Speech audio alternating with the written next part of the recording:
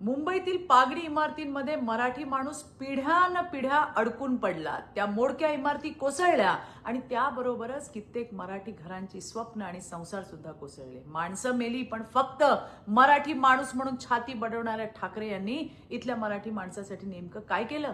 13,000 इमारती जीवघेण्या झाल्या, 28,000 खटले वर्षानुवर्ष लटकले, 25 वर्ष सत्ता हातात होती, पण यांना मराठी माणसाच्या घरासाठी एकही ठोस निर्णय घेता आला नाही।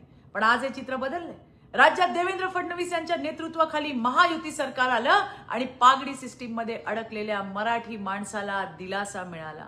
ज्या जागेत तो राहत होता त्याच जागेचा मोफत पुनर्बांधणीचं मालकी हक्काचं घर त्याला मिळतंय। घर मालकांना FSI TDR मिळतोय। अडकलेले खटले फास्ट ट्रॅकवर आले। हाच खरा फरक आहे वाचाळ वीर आणि विकास पुरुष यांच्यामधला। धन्यवाद। जय हिंद, जय महाराष्ट्र।